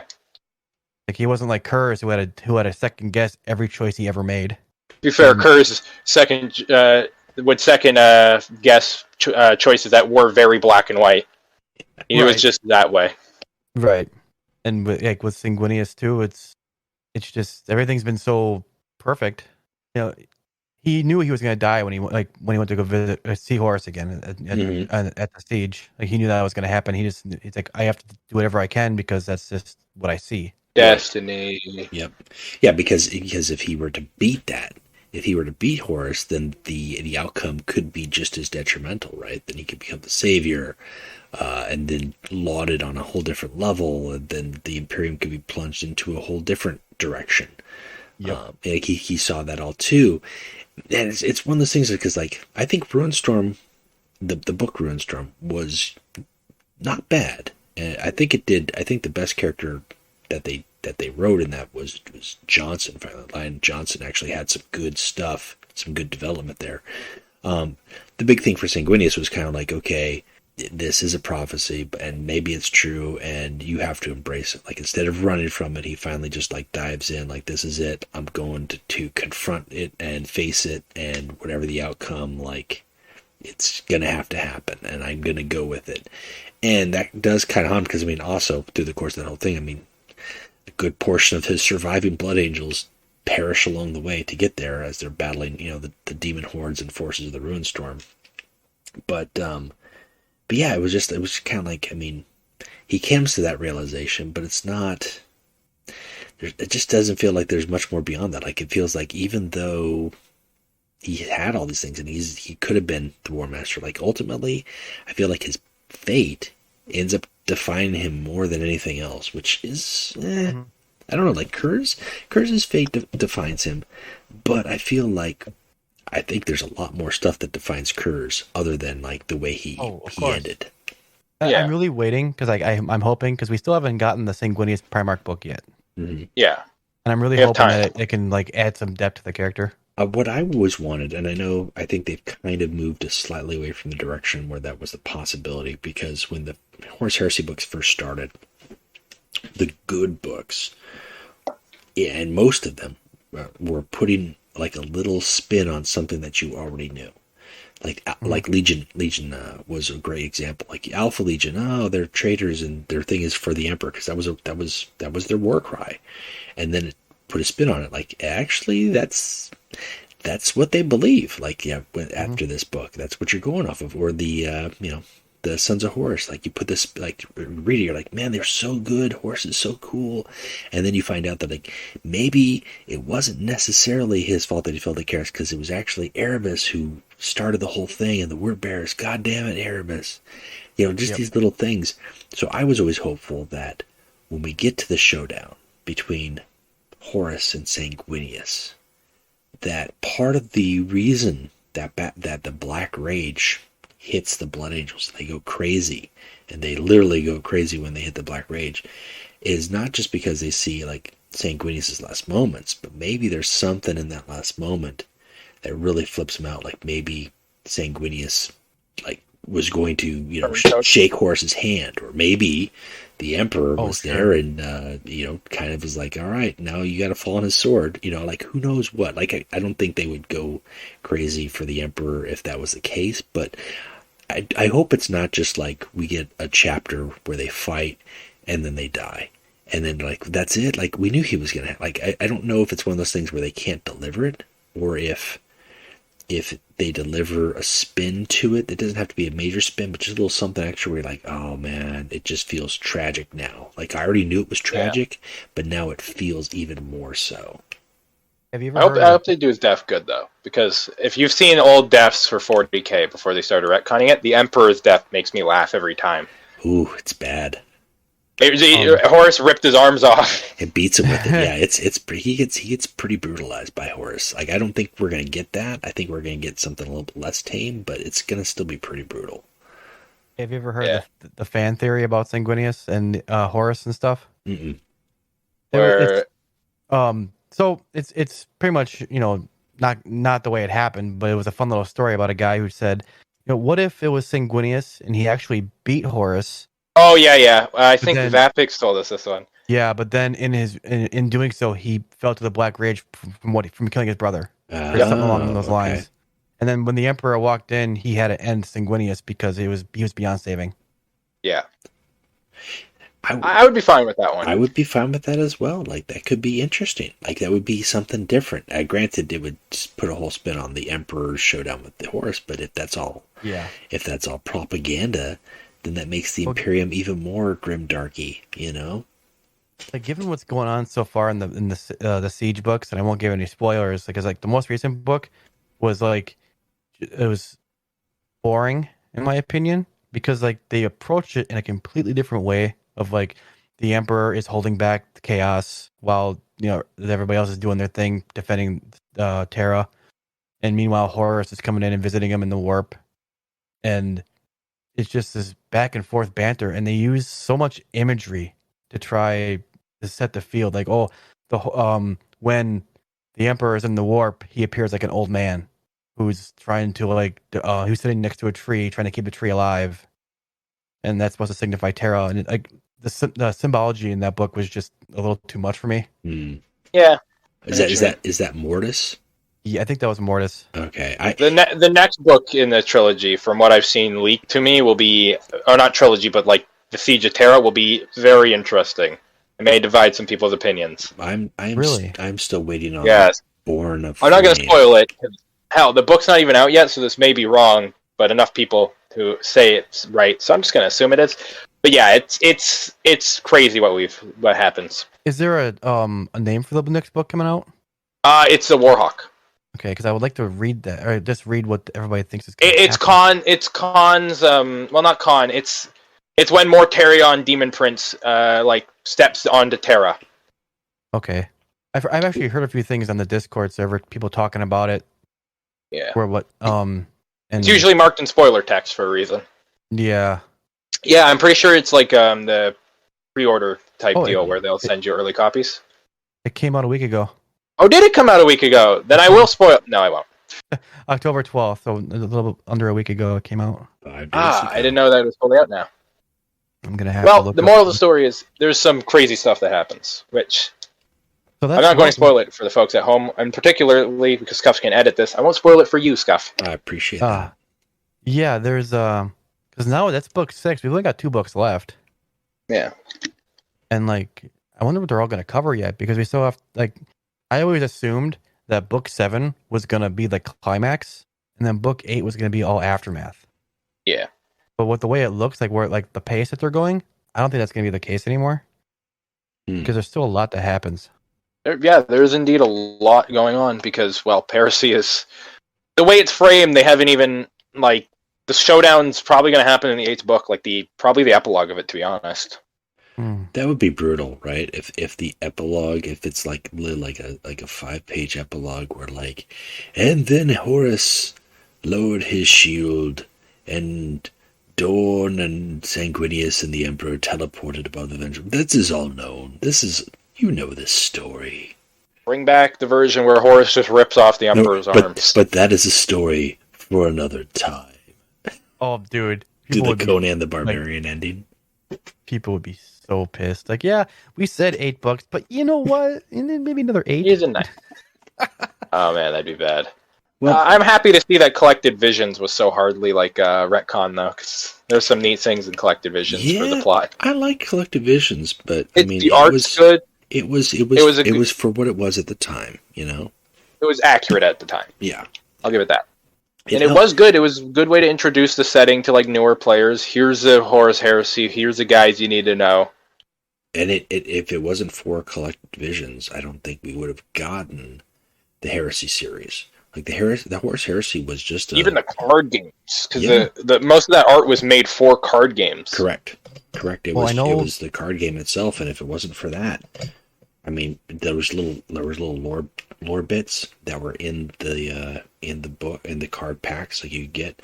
Those were just taken from Index Astartes or Codex little blurbs, little fluff pieces, and people were like, "We want to know more about it." And okay, well, we're going to do it. We're going to write a 3-series book. And 3 books turned into 50 plus. They never intended for it to be this big. And it just kept going. The first 3 books were so well received. I guess we'll just keep going. Yep. And the first 3 books are really good. They're a good way to introduce someone, especially. Cause even the start of the very first one, it puts people for a loop who doesn't know what's happening. Mm-hmm. Right. And it's a really they're very well written. Yeah. Then quality goes up and down throughout them. I do recommend someone reads all of them in order. Even in the slog books, to know what happens is nice. Yeah, because I did. I slogged. This how it just first starts. They introduce this character, and okay, this character, and then he dies, and it's okay. Yeah. I still, and it's not a project I will ever do, unless my entire life changes and I have an ample amount of free time. And I get paid for it because it's going to take a lot of work. But I still want to do a glossary or a encyclopedia, basically taking every character, every battle, every named ship and tank and whatever that gets a name, and then you want a better lexicon. Put it in a book format so that you could be like, oh, this character was in these 5 books, and this character killed these 5 characters, or this character was killed by X, Y, and Z. And then that way you could just be like, I want to know all about the Sons of Horus, and you could just scroll through the 80 Sons of Horus characters that were named in the course of, and just really dive into it. It's a total nerd thing to do. It's completely unnecessary, but just to be able to see, there it is. It's all in its one piece. And then, you can go to the Iron Hands page and be like, oh, fuck. there's just too many names on this page. How come they all die in book 4? Like, actually, it was Some of book them with 5. the worst deaths possible. It was book 5. Fulgrim was book 5, right? And then Legion was book 6. Yeah. Yep. Rip Santar dying by a man because you stabbed him in the balls. Just ripped him from groin to torso. You know, it happens.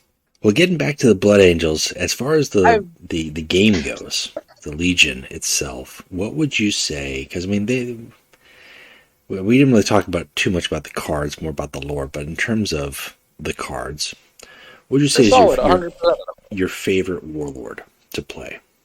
Sanguinius.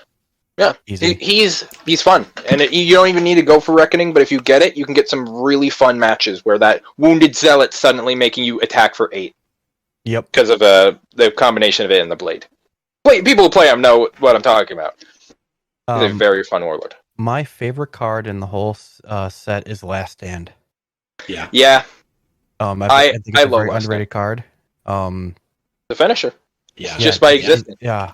Because there's a lot of times because people are killing your things so often that you only have one troop on. That's all you need. Exactly.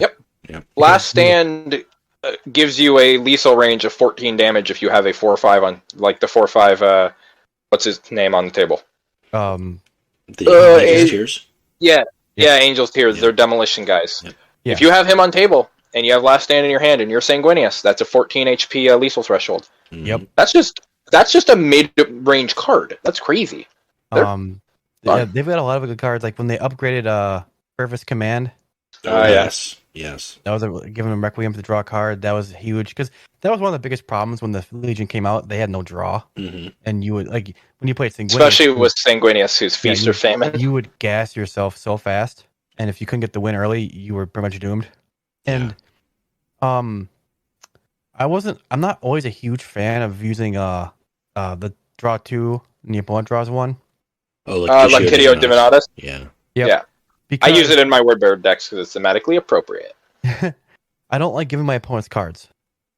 Yeah, if you play at the start of your turn, that it tends to alleviate that. Where, as long as you don't end by giving them a free card, it tends not to be that big of a problem.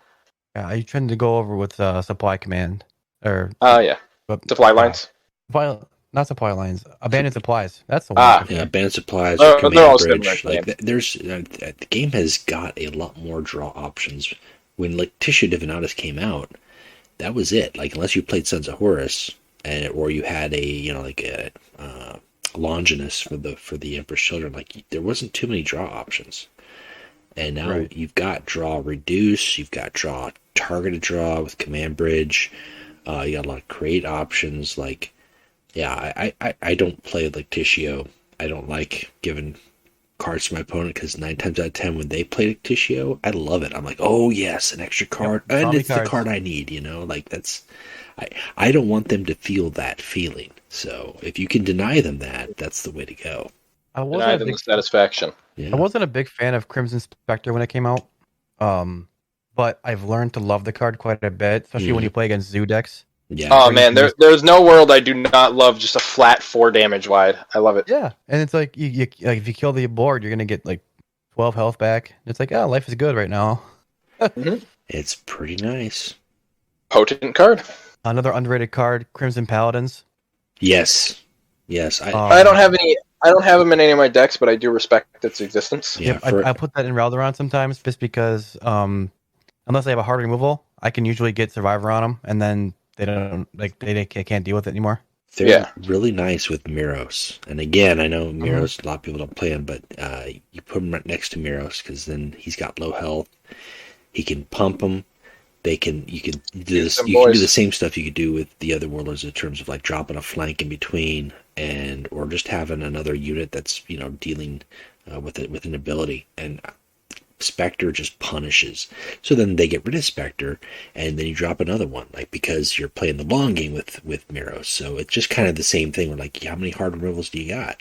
Because mainly, if you blew your hard removals before Spectre gets out there, you're really not happy. No, because he's a big body. He's a big boy.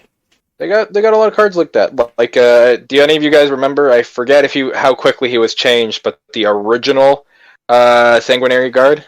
Oh yeah, 7/7. Yeah. No, he was an 8/8 at one point. I'm near certain. Nope, he was a 7/7 at first, and they knocked him down to a 7/6. Well, what wasn't he in reveal? He was even higher than that. I could have. Maybe in reveal. I'm not. Yeah, that's sure. what I mean. In reveal, he was through the roof, and then they realized the issue. They tuned quite a few reveal cards for the Blood Angels down, and I think then they quickly realized like we undertuned them, so we're tuning them back up. Well, I think they were afraid because they didn't want another Thousand Suns incident. Mm-hmm. Yeah.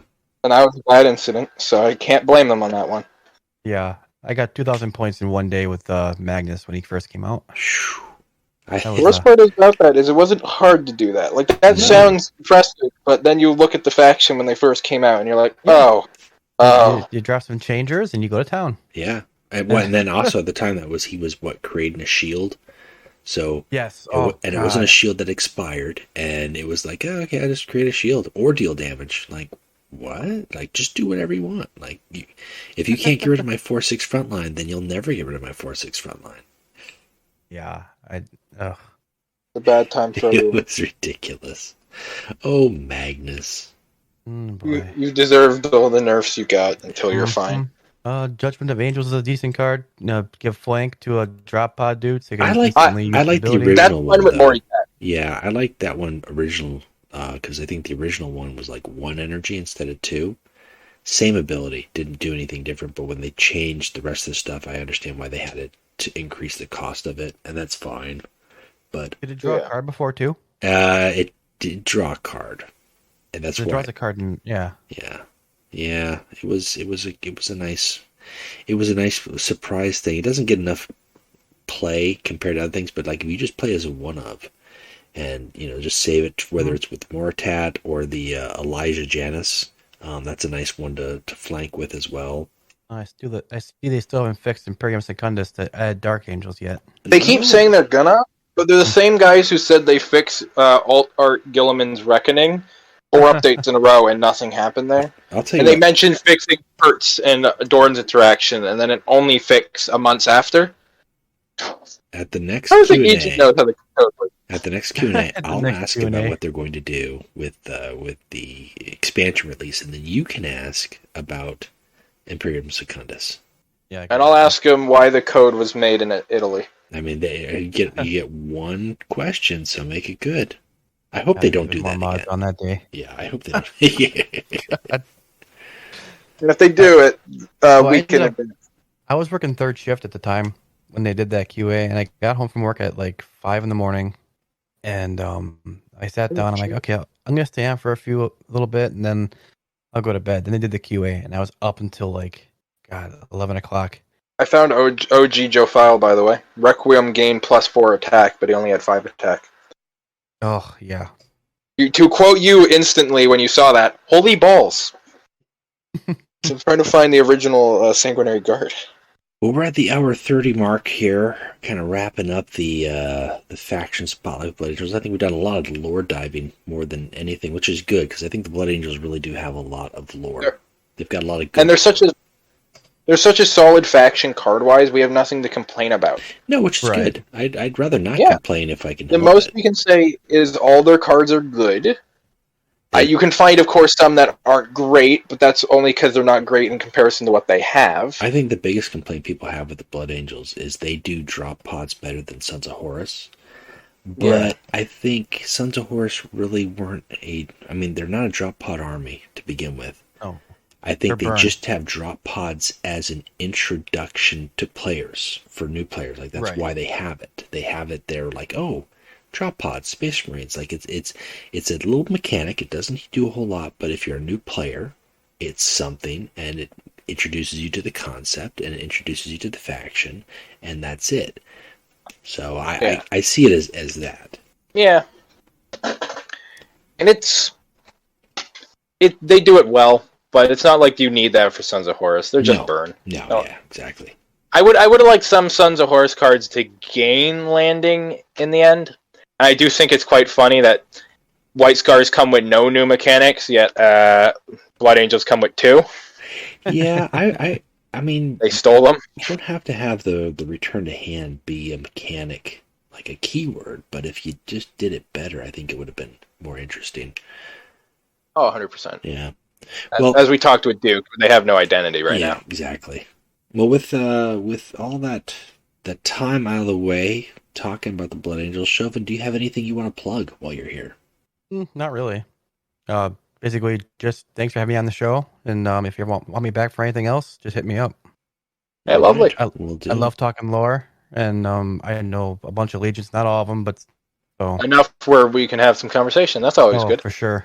Like I remember talking to some friends that have no idea what. Like I'll show them models, like, hey, look what I got, look what I built, yada yada, and they go, what's that from? I'm like, the first mistake is asking a 40K fan any questions about lore. That's true. You have made a mistake. That's true. You have lost your next trying hour to explain it to somebody, like from the outside. Like if they really want to know, I'm like, read this book. Like I pick, like there's like 3 books I'll typically go to. I'll either pick like if they want to know about Horus Heresy, I'll do Horus Rising. Like that's just the intro book. If you like that, we can talk more about it from there. If it's 40K, I'll be like, well, you can read Xenos, which is an Eisenhorn book. That was my intro book. That was a good way to not necessarily get the Space Marine stuff, but get the Imperium side and the whole chaos thing. Like, if you want to get that element. Or if you just want to know about the Space Marines, then pick up a Space Marines Battles book and go from there. Like, that's it. Like, I don't have a whole lot to offer you. Because if I were to tell you about that, it's like that classic meme. Like, you want a deep dive? Okay, well, first off, before I tell you about this chapter, right? Okay, so there's this Emperor of Mankind, right? And then, like, you just go into the whole tirade. It doesn't end. It's endless. Yeah, there'll be no end to it as long as questions are asked, which is the first mistake. My friends know not to ever mention a question related to 40K because it will not take a short period of time. No. One thing I heard, which would be interesting if they actually got to actually happen, is GW was talking to Netflix about an Eisenhorn series. No, that's happening. Yes. Yeah, that's actually BBC. They're doing live action. Okay. Live action Eisenhorn. Because it is in production. The whole thing was like GW was like, okay, well, if we're gonna do this, we're demanding like each episode have this much money put towards it, and it had to be more than The Witcher. Oh, The Witcher is high budget to begin with. I mean, I would like to see it. Don't get me wrong, but I think it's supposed to be on BBC because Netflix. I don't think that or if that's changing now because GW is doing the Games Workshop Plus channel. I don't know, but that it is a show that is in production, so that is real. Okay. We're gonna see it. I don't know how good it's gonna look, but I'm intrigued. I don't know if anybody here has watched any of the GW Plus stuff. I've pirated a few of it. Okay, I might do that myself. But like I've heard that it's already having its issues because they can't keep up with the demand.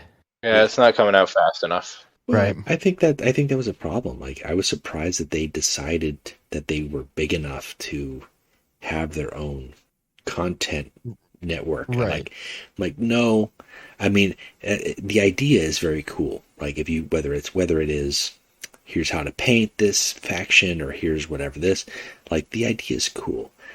But that's not your focus. Your focus is building models and creating models and creating rule books, and leave the rest of that stuff to the community. And then they're trying to rope the community into doing that and putting it behind the paywall, which doesn't work out well either, because then you're still reliant on other people who want to do it versus like, hey, we've got a huge swell and of talent. Like we've got an entire division wing that just does videos. No, you don't. They don't. But if they did, it'd be a different story. Like it's not a good idea. Like I would rather see them, whether it's on YouTube or whether it's on Netflix or Hulu, or I'd rather see them on a place where they're just one of many, but that gives them more time to focus on the good projects rather than just trying to have a lot of projects. Yeah. Speaking of projects, I did hear 2 things the other day. One of them was from a friend, so word of mouth. Who knows if this is true? But that GW reached out to Bethesda to make a game. Oh, really? And then the other thing I heard was that Space Marine 2 is in production now with a different company. It's not Relic anymore, but it'll go to a different company. Oh, man, that could be cool. I would like to see Space Marine 2. Oh, so would I. Oh, everyone would. Who would? Well, I mean, we say that now, and then if we actually got it and it's terrible, we would all lament. We'd all preemptively pretend we didn't want it to begin with. But who asked for this? It was fine the way it was. Well, we'll have to hope. We'll have to hope. That's all we can do. Well, Axel, you got anything you want to plug? I'll do the usual. I'll plug our friendly neighborhood artist who made my adorable little crab. My boy Dorn Stash on Instagram and Drew Lee Clark. That's his 2 accounts. One's 40K themed, one's not. Check them out if you want. Well, see art, and if you want art done, I guess. It's good. Hey, Dorn, if you can hear this, you he still watches. painting. Oh no. Dorn, you're now being blackmailed in drawing. He owes me a rat. Oh, That'd I be could have good to guessed. see. Yeah. You showed me some early drawings of it, and I like it. So hopefully, whenever he gets the time to do it and finish it up, I can't wait to see the final product. Dorn has a great art style. I enjoy my little crab. Well, I'm going to plug deck slots, as I always do, because we still need enough deck slots to fill all of our warlords. We're missing 2 I feel like we got enough right now. Maybe we could remove some even. Too much selection. There's not enough. Well, and we're playing Launch Wars 5, so that's like at least another row needed just for decks in that. I already told you, the double down tournament. The winner gets double the deck slots we have now. Every loser gets restricted to a deck slot. Let's do this every week. Let's do it every week. I will take all the deck slots. I will take them from I'll be like Highlander with deck slots. There'll only be one. That's it. Like the only way to get away from me is you have to find some holy ground, and that's the only way you're gonna escape, because I'll be Kurgan on it. And just turn on invisible mode, and we're good to go. Hey. Relentless for deck slots. Right? It's like do you feel that? The quickening? Scuff is drawing near. He's come to claim his deck slots. I Like do that with Death looking to kill Toad. Yeah, I was just gonna say that I did that with Death a few times, where like I did an 8-hour stream with him of just doing Toad fights. That guy wanted to kill Toad. With Zach, I did a bunch of 2-hour little stints, and I'm like, dude, I'm exhausted. I worked, and I have to do. Like, there are times I go invisible on Discord because I don't want to get bothered with the Crucible. He's like, bring me the toads. The eternal hell you go through. When the Toad-related hell. We get a new Crucible boss. It's coming up. I don't. We have one now. Yeah. What is it now? Cal. Tikal? Yeah. Not Tukal. Cal, as in the sniper. The assassin. Oh, Yeah. is there? Okay. Yeah, you didn't hear? I He's did really not cool. hear. I did not hear. He has resolution, turns invisible, and then his ability is the same as, but it puts the card in his hand. Oh, okay. All right. It's a neat warlord. It's not too shabby. Yeah, Big Boy's designed this one, and he designed one for each assassin, but the that's other good. ones couldn't be implemented yet due to design restrictions. So there are certain things that the devs couldn't do. Right. So Cowardice. they're going back and changing things up for the other 3 assassins. Well, let's see Mercerer. Let's get that guy in there. Come on.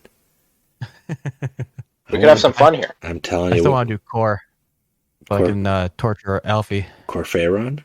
Yeah, Ooh, yeah. Do that. because I want to just taunt Alfie that I can play him and nobody else can. I'm happy. In the end, I'm happy we got Zardu. I like Zardu. Oh yeah, me too. I mentioned this in upset people. Not only that, I like Zardu as a character. Mhm. I know he was just made for Black Library alone, but I still enjoyed him. I don't know anything about him as a character. I know He's the leader of the War Crime Unit. Yeah, that's when you get a few more books in, you'll discover Zardu. okay. Yeah, Zardu is a representative of the Word Bearers that follow Horus, in particular. Yeah, I'm not that far off from the Siege books. If Born to Flame is not in print, or when I find it on Amazon wants to sell it to me for like $30, and I'm like, no, like I pay $10 for these books. Stop it. My favorite part of our boy Zardu is how he's in charge of the Ashen Circle, but refuses to issue them to fight soldiers. He just chooses them to fight civilians, because he's a piece of garbage. Yeah, during Callus, he ordered them to go to the residential districts and just do what they do best with flamethrowers. Mm-hmm. Oh, Zardu. Never change. Hmm. Do War Crime Unit in a box. Dirty war Plus- bears. Plus he has those swords, which are hype. Yeah. Yeah. Yep. All right. Well, Shovan, thank you for joining us tonight. Talk about the having Blood me. Angels. Hopefully, this has been enlightening and interesting for. We Anybody jumped listening? everywhere, but I'm pretty sure we had some good time with the Blood Angels. Yeah. Well, and Oh, yeah. here's the thing: like, if you think that you knew Blood Angels better and you would like to talk Blood Angels, You missed your chance. You should have been responding to their open call request for anybody to join up on the Warp Chair podcast. This is an open invitation, so anytime anyone can join. Just message us. Just message us if you were interested in being part of it. It doesn't matter what the topic's going to be, or if you want to participate in a certain topic. We're always happy to hear from anybody. But if we're not hearing from people, then we'll go find who we can find. And sometimes we look in the sewers and pull up rats. That's just the way it works. Yeah. Sometimes you just got to dangle some warp stone in a grate and see what pops out. But you never know, you know. For a Legion that's so popular, you'd think we'd find more people to pop in, but no one wanted to come. Yeah, I was surprised. I was like, it's the Blood Angels. Like, who doesn't want to talk about Blood Angels? Apparently, I don't know, some people just they can't be bothered, or they just don't like them as much as other things. We've had a lot of people who love the Iron Warriors, and I've got 2 or 3 people lined up for Salamanders and Iron Hands and Thousand Suns and World Eaters. I didn't have anybody for Blood Angels, so it is what it is. It is what it is. Mm-hmm. But anyways, that one is done in the bag. And again, thank you for making it. And anytime we've got some lore bits to talk about, there will be more. There will be much more lore to talk about for sure. We'll reach out. Lore is eternal. All right, that's it for me. Until next time, I guess. Next week. Yeah. I don't know who we're talking to just yet. I think we're talking to the BB, but I got to confirm the day, because looking at the 20th, that's a Wednesday, which is busy for me. So we'll see if we can make it Thursday or Friday, maybe. All right. All right. That's it. Bye. Bye. It ends here. This has been another episode of the Warp Chatter Podcast. Thank you for listening. I can't help but appreciate your talents. It was inspiring. I need some wood.